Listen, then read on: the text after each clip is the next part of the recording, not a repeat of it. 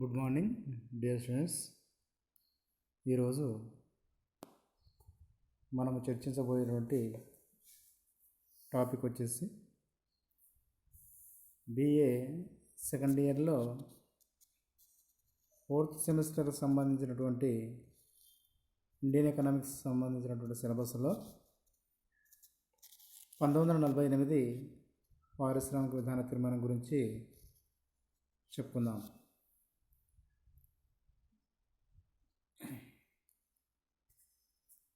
మరి industrial policy అంటే ఏంటి? What is the meaning of industrial policy? Industrial policy means rules, regulations, principles, policies and procedures laid down by government for regulating, developing and controlling industrial undertakings in the country. నియమ నిబంధనలు, సూత్రాలు, విధానాలు మరియు ప్రొసీజర్కి సంబంధించినటువంటి వాటిని ప్రభుత్వము క్రమబద్ధీకరించడం, అభివృద్ధి చేయడం మరియు నియంత్రించడం,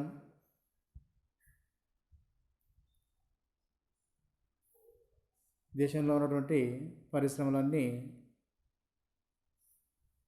ప్రభుత్వం అండర్టేకింగ్ తీసుకోవడం. It prescribes the respective rules of the public, private, joint and cooperative sectors for the development of industries. It also indicates the role of the large, medium and small scale sectors.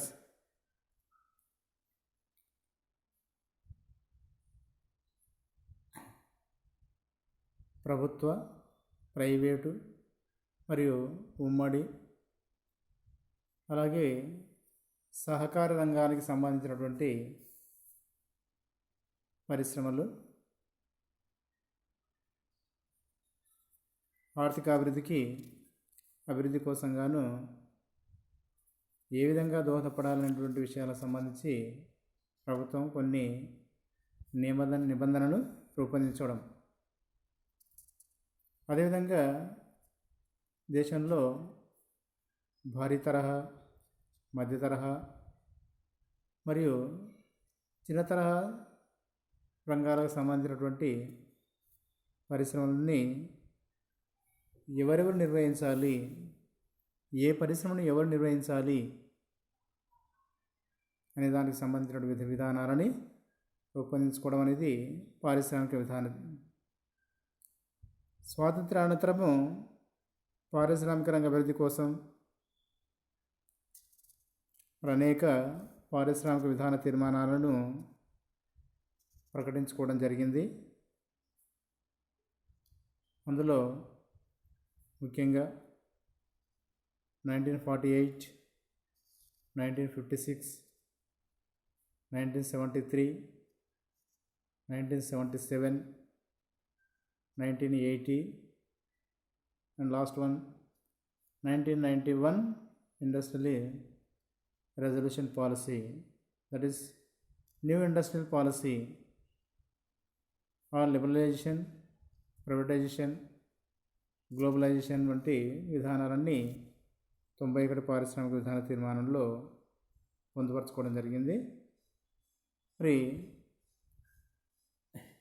It incorporates fiscal and monetary policies, tariff policy, labour policy and the government attitude towards foreign capital and role to be played by multinational corporations in the development of the industrial sector.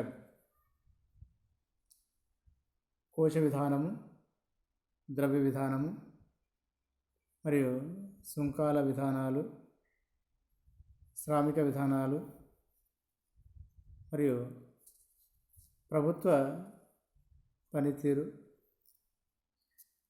విదేశీ మూలధనము, అలాగే బహుళజాతి సంస్థల యొక్క పాత్ర, వాటి యొక్క అభివృద్ధి మొదలైనవన్నీ ఈ పారిశ్రామిక రంగంలో ఏ విధంగా ఉండాలన్నటువంటి విషయాలకు సంబంధించి విధానాలు రూపొందించుకోవడం అనేది పారిశ్రామిక విధానం అవుతుంది, ఇండస్ట్రియల్ పాలసీ అవుతుంది. మరి ఈ పారిశ్రామిక విధాన తీర్మానం యొక్క లక్ష్యాలు ఏంటి అన్నప్పుడు, industrial policy statements have been announced from 1948 onwards. A number of objectives have been projected by the Government of India while making industrial policy declarations. Some of the important objectives can be identified as follows. One is achieving a socialistic pattern of society. Second one is preventing undue concentration of economic power. Third one is achieving industrial development. Fourth one is reducing disparities in regional development. ఈ పారిశ్రామిక విధాన తీర్మానాల యొక్క ముఖ్య లక్ష్యాలు ఏందన్నటువంటి విషయాన్ని మనం తీసుకుంటైతే, మరి 1948 తర్వాత అనేక పారిశ్రామిక విధాన తీర్మానాన్ని ప్రకటించుకొని రూపొందించుకోవడం అనేది జరిగింది. మరి ఇందులో ఎన్నో రకాలైనటువంటి లక్ష్యాలు ప్రభుత్వం నిర్ణయించడం జరిగింది. వాటిలో ముఖ్యంగా కొన్నింటిని మనం అబ్జర్వ్ చేసినట్టయితే, సోషలిస్టిక్ ప్యాటర్న్ ఆఫ్ సొసైటీ, సామ్యవాద రీతి సమాజ స్థాపన కావించాలి ఒకటి. రెండవది, దేశంలో ఆర్థిక స్తోమత కేంద్రీకరణని నివారించాలి. మూడవది, అచీవింగ్ ఇండస్ట్రియల్ డెవలప్మెంట్, పారిశ్రామిక అభివృద్ధిని సాధించాలి. నాలుగవది, reducing disparities in regional development, ప్రాంతీయ అసమానతలని తగ్గించాలి. అంటే సంతులిత ప్రాంతీయ అభివృద్ధి, సమాన ప్రాంతీయ అభివృద్ధిని సాధించాలన్నటువంటి లక్ష్యాలని ముఖ్యంగా మనం చెప్పుకోవచ్చు. Industrial policy statements have been announced from 1948 onwards. A number of objectives have been projected by the Government of India while making industrial policy declarations. Some of the important objectives can be identified as follows. One is achieving a socialistic pattern of society. Second one is preventing undue concentration of economic power. Third one is achieving industrial development. The last fourth point, reducing disparities in regional development. These are the main objectives of industrial policy in India. And also, sixth one is providing opportunities for gainful employment. Seventh one is achieving a self-sustained economy. Eighth one is achieving faster economic growth. Ninth one is alleviating poverty. 10th one is protecting and developing healthy small scale sectors. 11th one is updating technology and modernization of industry. And the last point, 12th, liberalization and globalization of economy. ఉద్యోగ అవకాశాలు అనేవి అందరికీ లభ్యమయ్యే విధంగా లాభదాయకమైన ఉద్యోగ అవకాశాలు కల్పించాలి. ఆర్థిక స్థిరత్వాన్ని సాధించాలి. త్వరితగతిన ఆర్థిక వృద్ధిని సాధించాలి. అలాగే దేశంలో పేదరికాన్ని నిర్మూలించాలి. దేశంలో ఆరోగ్యకరమైనటువంటి పారిశ్రామిక విధాన తీర్మానంలో భాగంగా చిన్న తరహా పరిశ్రమ రంగాన్ని అభివృద్ధి చేయాలి, రక్షించుకోవాలి. అట్లాగే ఎప్పటికప్పుడు మారుతున్నటువంటి సాంకేతికంగా పారిశ్రామికీకరణలో ఆధునీకరణ చేపట్టాలి. చివరగా గ్లోబలైజేషన్ ఆఫ్ ఎకానమీ, సరళీకృత ప్రపంచీకరణ ఆర్థిక వ్యవస్థని రూపొందించుకున్నటువంటి ఈ లక్ష్యాలన్నీ కూడా పారిశ్రామిక విధాన తీర్మానాల్లో పొందుపరిచినటువంటి ముఖ్యమైనటువంటి లక్ష్యాలు. ఇకపోతే మనం ముఖ్యంగా చెప్పుకున్నటువంటి పారిశ్రామిక విధాన తీర్మానం గురించి చూసినట్టయితే, మొదటి పారిశ్రామిక విధాన తీర్మానం industrial policy resolution 1948, April 1948. The Government of India announced its first industrial policy resolution on 6th April 1948. The policy resolution laid stress on the role of the state in the development of industry. The industrial activities were divided into 4 broad areas. One is items under central government control. Second one is manufacture of arms and ammunition, the production and control of atomic energy, ownership and management of railway, transport, etc. The Government of India announced its first industrial policy resolution on 6th April 1948. The policy resolution laid stress on the role of the state in the development of industry. The industrial activities were divided into 4 broad areas. One is items under central government control, manufacture of arms and ammunition, the production and control of atomic energy, ownership and management of railway transport, etc. Second one is items under the state government control, coal, iron and steel, aircraft manufacture, shipbuilding, manufacture of telephone, telegraph and wireless apparatus, excluding radio receiving sets, mineral oils, etc. Third one is items of basic importance planned and regulated by central government: salt, automobiles and tractors, electric engineering, other heavy machinery tools, heavy chemicals, fertilizers and pharmaceuticals, power, cotton and woolen textiles, cement, sugar, paper and newsprint, etc. The fourth one is items for private sector. The rest of the industrial field will be open to private enterprise. It also emphasized on securing a continuous increase in production and its equitable distribution. Importance was given to small scale and cottage industries. మరి ఈ 1948 పారిశ్రామిక విధాన తీర్మానం యొక్క లక్ష్యాలని తీసుకున్నట్టయితే, ఒకటి ఆర్థిక వ్యవస్థలో ఉత్పత్తి ఉద్యోగితని పెంచడము,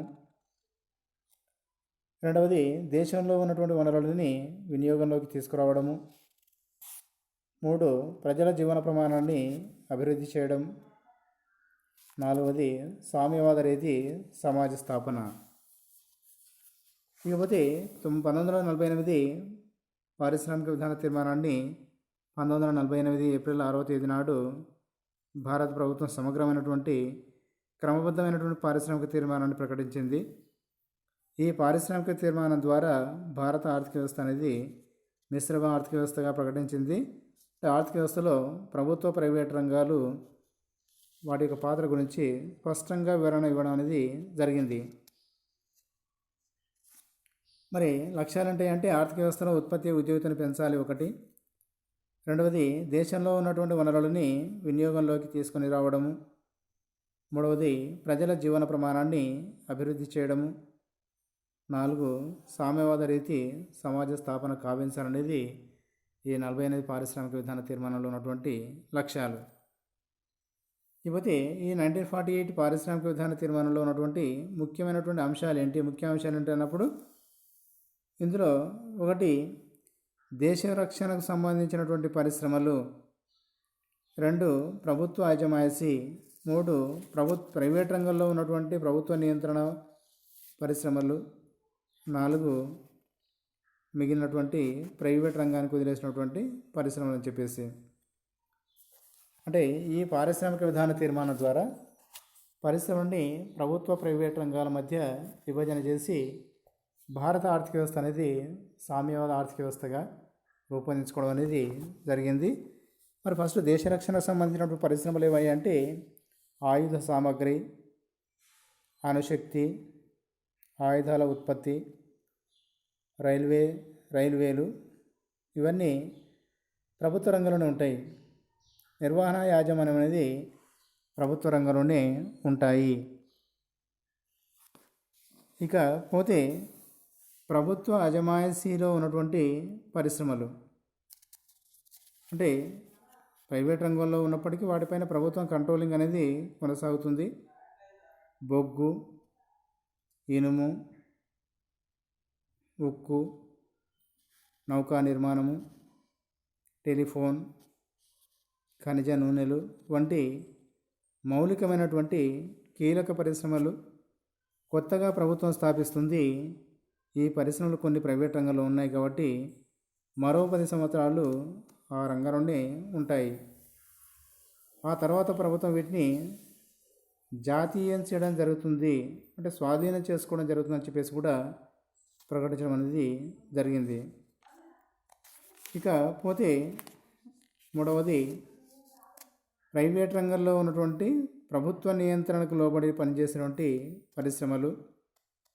వాటిలో ముఖ్యంగా మోటారు కార్లు, ట్రాక్టర్లు, వ్యవసాయ సామాగ్రి, ఎలక్ట్రానిక్, ఇంజనీరింగ్ సామాగ్రి, ఎరువులు, భారీ రసాయనాలు, ఇనుము కాకుండా ఇతర లోహాలు, రబ్బరు, శక్తి, నూలు, ఊలు, పంచదార, కాగితము, సిమెంటు, న్యూస్ ప్రింట్, ఖనిజాలు మొదలైనవి ప్రభుత్వ నియంత్రణ నిబంధనలకి లోబడి జరుగుతుంది.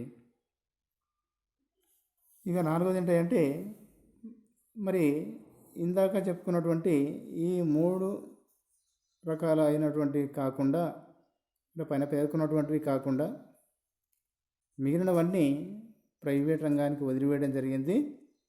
వీటిపైన ప్రభుత్వానికి సామాన్య అజమాయిషీ ఉంటుందని చెప్పేసి కూడా ప్రకటించడం జరిగింది 1948 పారిశ్రామిక విధాన తీర్మానంలో. ఒకటి దేశ రక్షణకు సంబంధించిన పరిశ్రమలు ప్రభుత్వ నియంత్రణ, ప్రభుత్వ యాజమాన్యంలో ఉంటాయి. రెండవది ప్రైవేట్ రంగంలో ఉన్నటువంటి పరిశ్రమలపైన ప్రభుత్వ అజమాయిషీ ఉంటుంది. మూడవది ప్రైవేట్ రంగంలో ఉన్నటువంటి పరిశ్రమలకి ప్రభుత్వం నియంత్రణ చేస్తుంది. నాలుగవది పూర్తిగా ప్రైవేట్ రంగానికి వదిలేసినటువంటి పరిశ్రమలు అని చెప్పేసి పరిశ్రమలని ప్రభుత్వ ప్రైవేట్ రంగాల మధ్య వర్గీకరణ చేసి విభజన చేసి భారత ఆర్థిక వ్యవస్థని మిశ్రమ ఆర్థిక వ్యవస్థగా రూపొందించడం అనేది జరిగింది. అప్పటి తొలి ప్రధానమంత్రి జవహర్లాల్ నెహ్రూ గారి హయాంలో ఈ మొదటి పారిశ్రామిక విధాన తీర్మానంలో ప్రకటించినటువంటి వివరణ. ఇక నెక్స్ట్ పోతే కుటీర చిన్న తరహా పరిశ్రమలు. ఇవి ఈ పరిశ్రమలు భారీ పరిశ్రమలకి పూరకంగా స్థాపించడానికి అన్ని సహకార సంఘాలు, యాజమాన్యాలు స్థాపించవచ్చు. కుటీర చిన్న తరహా పరిశ్రమలు అన్నప్పుడు కుటుంబ వ్యక్తుల ద్వారా ప్రజెంట్గా అయితే 5 కోట్ల కంటే తక్కువ పెట్టుబడితో 3 కోట్ల కంటే తక్కువ పెట్టుబడితో కొనసాగించే పరిశ్రమలన్నీ కూడా కుటీర చిన్న తరహా పరిశ్రమలు అని చెప్పేసి చెప్పుకోవడం జరుగుతుంది. మరి ఆ 1948 పారిశ్రామిక విధాన తీర్మానంలో ఈ కుటీర తరహా పరిశ్రమలు కూడా వదిలేయకుండా వాటికి కొంత ప్రాధాన్యం ఇవ్వడం జరిగింది. ఈ పరిశ్రమలన్నీ భారీ పరిశ్రమలకి పూరకంగా స్థాపించడానికి అన్ని సహకార సంఘాల యాజమాన్యాలు స్థాపించవచ్చని చెప్పేసి కూడా ఇందులో ప్రకటించుకోవడం అనేది జరిగింది. ఇకపోతే మూడవది శ్రామికులు. వివిధ పరిశ్రమల నిర్వహణకి కార్మికుల మధ్య సత్సంబంధాలు ఉండాలని వేతన చెల్లింపు చట్టము రూపొందించబడింది. అదేవిధంగా పరిశ్రమల నిర్వహణలో శ్రామికులు పాల్గొనే విధానాన్ని కూడా తలపెట్టింది. మరి ఉత్పత్తి జరగాలి పరిశ్రమలో అన్నప్పుడు పెట్టుబడిదారులు ఎంతైతే పాత్ర వహిస్తారో శ్రామికులు కూడా అంతే పాత్ర వహిస్తారు. కాబట్టి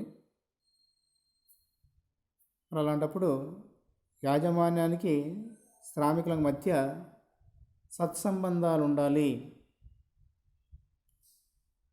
దానికి సంబంధించి ముఖ్యంగా వేతన చెల్లింపు విధానాలు కావచ్చు, బోనసుల చెల్లింపుల విధానంలోనూ, సెలవుల మంజూరు విషయంలోనూ తరచుగా యాజమాన్యానికి కార్మికుల మధ్య తగాదాలు ఏర్పడే ప్రమాదాలు ఉంటాయి. కాబట్టి అలా లేకుండా ఉండాలి. కాబట్టి సత్సంబంధాలు ఉండాలి.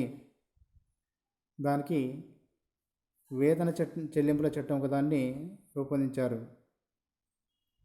అదేవిధంగా పరిశ్రమల నిర్వహణలో శ్రామికులు కూడా భాగస్వామ్యం పొందే విధానాన్ని ఈ 1948 పారిశ్రామిక విధాన తీర్మానంలో పొందుపరచడం కూడా జరిగింది. ఇకపోతే నాలుగోది ఏంటంటే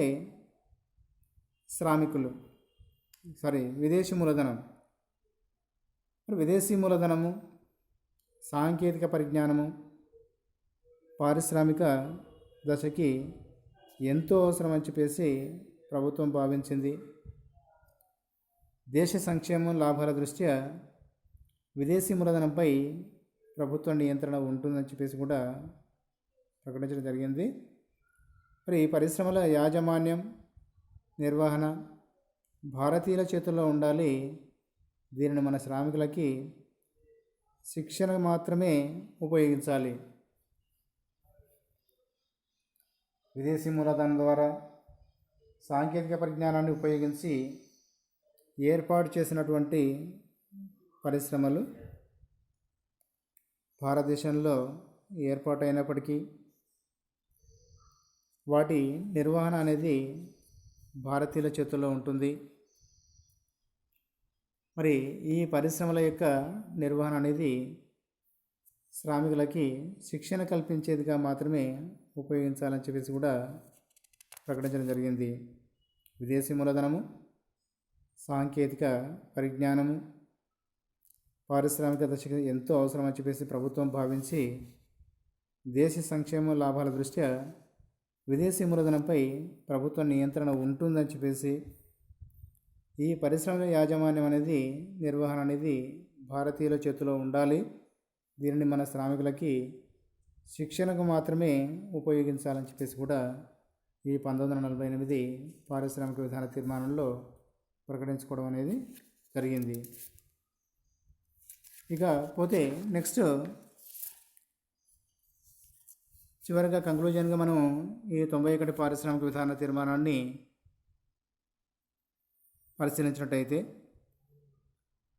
మన భారతదేశంలో స్వాతంత్రానంతరం, ముఖ్యంగా స్వాతంత్రానికి ముందు బ్రిటిష్ వారి పరిపాలనా కాలంలో దేశ పారిశ్రామిక రంగాన్ని డెవలప్ చేసినటువంటి పాపాన పోలేదు. మరి ఆ పారిశ్రామిక రంగాన్ని అభివృద్ధి చేయాలి. దేశ ఆర్థిక వ్యవస్థని త్వరితగతిన అభివృద్ధి సాధించాలి. ఉత్పత్తి, ఉద్యోగ అవకాశాన్ని పెంపొందింప చేయాలి. సామ్యవాద రీతి సమాజ స్థాపన కావించినటువంటి ఎన్నో బహుముఖమైనటువంటి లక్ష్యాలను రూపొందించుకొని ప్రకటించినటువంటి ఈ 1948 పారిశ్రామిక విధాన తీర్మానాన్ని 1948 ఏప్రిల్ 6వ తేదీ నాడు ప్రకటించుకోవడం జరిగింది స్వాతంత్రానంతరం. మరి ఇక్కడ పారిశ్రామికంగా అభివృద్ధి చెందినటువంటి దేశాలు డెవలప్మెంట్ విషయంలో వెనుకబడి ఉంటున్నాయి కాబట్టి ఆర్థిక అభివృద్ధి సాధనలో భాగంగా పారిశ్రామిక రంగానికి ప్రాధాన్యం ఇవ్వాలని చెప్పేసి భావించుకోవడం, దానికి సంబంధించి ఈ పారిశ్రామిక విధాన తీర్మానంలో ఆర్థిక వ్యవస్థని మిశ్రమ ఆర్థిక వ్యవస్థగా రూపొందించి పరిశ్రమలన్నీ ప్రభుత్వ ప్రైవేట్ రంగాల మధ్య విభజన చేసి వర్గీకరణ చేయడం కూడా జరిగింది. ముఖ్యంగా పరిశ్రమలని 4 రకాలుగా వర్గీకరణ చేసి కొన్ని పూర్తిగా ప్రభుత్వ యాజమాన్యంలో ప్రభుత్వ నిర్వహణలో ఉంటాయని చెప్పేసి, మరికొన్ని ప్రైవేట్ రంగంలో ఉన్నప్పటికీ కొత్త వాటిని ప్రభుత్వం ఏర్పాటు చేస్తుంది, వాటి యొక్క ప్రైవేట్ వాటిపైన ప్రభుత్వ అజమాయిషి ఉంటుందని చెప్పేసి పేర్కొనడం జరిగింది.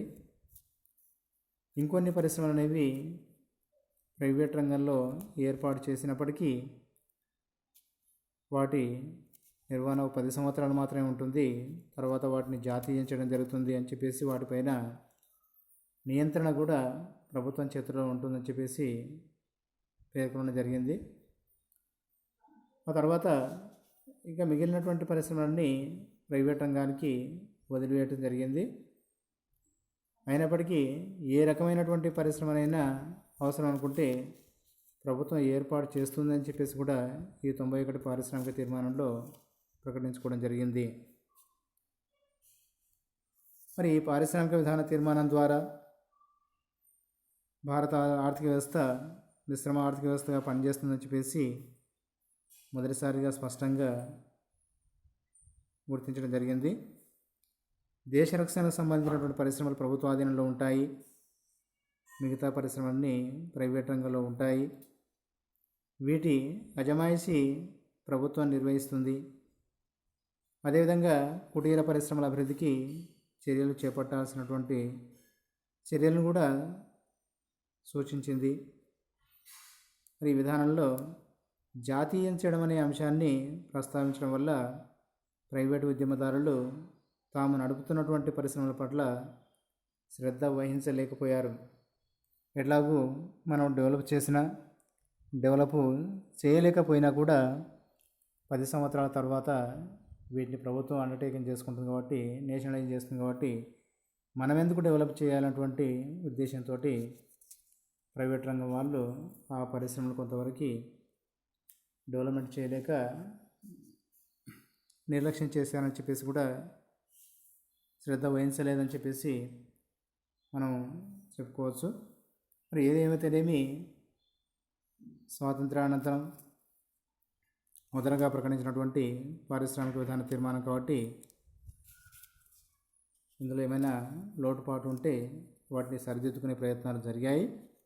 ముఖ్యంగా ఇందులో జాతీయం చేయడం అనేటువంటి పదం ఉపయోగించడం వల్ల ప్రైవేటు ఉద్యమదారులు, ప్రైవేటు పెట్టుబడిదారులు ఆయా పరిశ్రమల నిర్వహణ పట్ల అంత శ్రద్ధాశక్తులు చూపలేకపోయారనేది ముఖ్యమైనటువంటి విమర్శ.